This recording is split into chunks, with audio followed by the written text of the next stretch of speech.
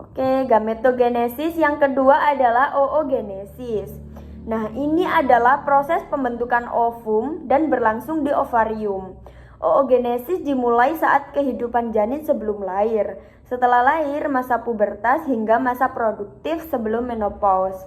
Jadi, oogenesis itu berlangsung dalam waktu yang lama.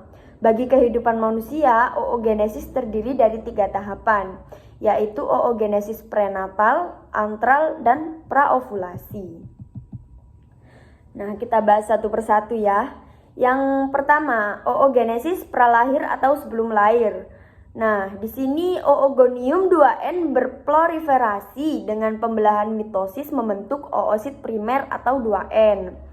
Nah, kemudian oosit primer tersebut akan tetap berada tahap profase meiosis 1 setelah lahir hingga masa sebelum pubertas. Nah, setiap oosit primer diselubungi oleh selapis sel-sel disebut folikel primordial. Seiring bertambahnya usia, sebagian folikel primordial terdegenerasi sehingga jumlahnya menurun. Nah, kemudian ada oogenesis pasca lahir atau anak-anak. Nah, pada saat lahir jumlah folikel primordial sekitar 2 juta. Pada usia 7 tahun berjumlah sekitar 300.000. Pada saat pubertas berjumlah 50.000 sampai 100.000. Tetapi hanya ada 350 sampai 400 yang akan berkembang. Nah, untuk oogenesis praovulasi. Yang pertama, folikel primordial berkembang menjadi folikel primer, kemudian menjadi folikel sekunder. Setiap bulan dihasilkan 20 sampai 50 folikel sekunder, tapi hanya satu yang matang dan bisa diovulasikan. Sebelum ovulasi, oosit primer 2N dalam folikel matang mengalami pembelahan meiosis 1 dengan pembagian yang tidak sama, yaitu oosit sekunder atau N yang berukuran besar dan badan polar N yang berukuran kecil. Oosit sekunder selanjutnya membebaskan diri dari sel-sel yang menyelubunginya dan terdorong ke permukaan ovarium yang disebut ovulasi.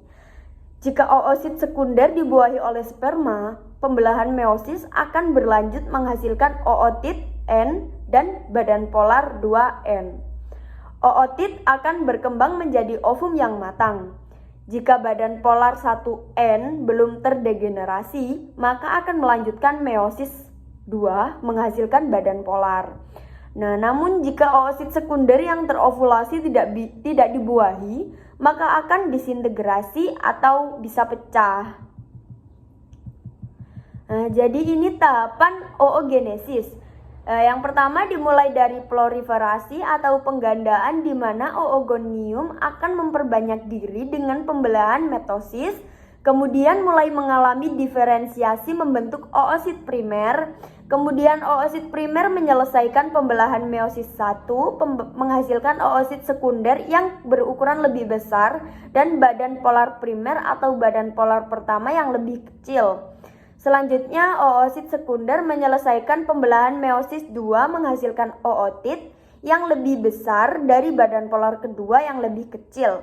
Demikian juga badan polar pertama juga menyelesaikan meiosis 2 menghasilkan 2 badan polar sekunder atau badan polar kedua, sehingga di akhir pembelahan meiosis dihasilkan 1 ootit yang berukuran besar dan 3 badan kutub, badan polar yang berukuran lebih kecil. Ootit selanjutnya mengalami pematangan menghasilkan sebuah sel besar yang disebut ovum atau sel telur. Nah, ini pengertian fertilisasi. Nah, jadi definisi fertilisasi adalah proses pembuahan sel telur atau ovum oleh sperma yang menandakan kehamilan. Fertilisasi terjadi ketika penggabungan sel sperma yang haploid bertemu dengan oosit sekunder yang haploid dan akan menghasilkan nukleus diploid. Nah, proses fertilisasi ini, yang pertama sperma masuk dari penis lalu ke vagina, itu dari 200 juta dia akan berkurang jadi 1% saja menuju ke bagian daripada serviks uterus. Jadi sperma dari luar terus ke vagina itu ada 200 juta. Nah, yang ditembakkan dalam satu ejakulasi tersebut, lalu dia akan menurun menjadi 1%, yaitu 2 juta, sampai ke serviks uterus, lalu menurun lagi menjadi hanya 200 sampai ke oosit sekunder. Nah, kapan sih bertemu oosit sekundernya? Dan tempatnya di mana sih? Jadi, tempat bertemunya sel telur dengan sperma itu normalnya di tuba uterina. Nah, ketemunya di situ dan waktunya kapan? Waktunya adalah bisa bertemu saat 12 sampai 24 jam setelah ovulasi. Nah, masa hidup ovum yaitu 12 sampai 24 jam setelah ovulasi. Lalu masa hidup sperma adalah 48 jam setelah deposisi di vagina. Nah, fertilisasi akan berhasil atau sperma akan berhasil menjadi zigot ketika dia bisa melewati 2 lapisan, yaitu lapisan corona radiata dan zona pellucida. Corona radiata adalah sel granulosa yang mengelilingi oosit sekunder. Zona pellucida adalah lapisan glikoprotein bening antara corona radiata dan membran plasma dari oosit. Jadi fertilisasi akan terjadi ketika sperma mampu melewati 2 layer ini. Enzim akrosom dan gerakan ekor yang kuat oleh sperma membantunya menembus sel-sel corona radiata dan bersentuhan dengan zona pellucida. Nah, lalu apa yang terjadi setelah bisa melewati 2 zona itu?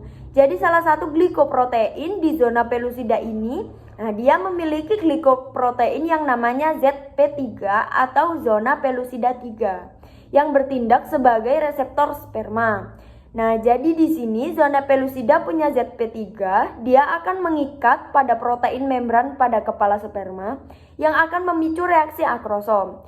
Jadi akrosomnya akan mengeluarkan isinya. Jadi pengeluaran daripada isi akrosom oleh karena ada ikatan reseptor yaitu antara ZP3 dengan membran protein di kepala akrosom. Nah, meskipun banyak sperma yang mengikat dari molekul ZP3 dan mengalami reaksi akrosom tadi, isi akrosomnya bisa masuk, tapi hanya satu sel sperma saja yang bisa menembus seluruh zona pellucida dan mencapai dari membran plasma oosit yang bergabung dengan oosit. Nah, jadi hanya satu sel sperma yang bisa menembus dan sampai ke membran plasma oosit. Nah, setelah sel sperma memasuki oosit sekunder, oosit harus menyelesaikan meiosis 2. Jadi tidak langsung menjadi zigot. Ketika sel telur atau oosit sekunder lebih tepatnya, itu dia harus meiosis 2 terlebih dahulu. Itu dia akan membelah menjadi sel telur yang lebih besar dan menjadi badan kutub kedua atau second polar body. Jadi oosit sekunder tadi akan berubah menjadi ovum dan juga badan polar kedua, badan kutub kedua. Ia membelah menjadi sel telur yang lebih besar atau telur yang matang dan badan kutub kedua yang lebih kecil dan terfragmentasi dan hancur.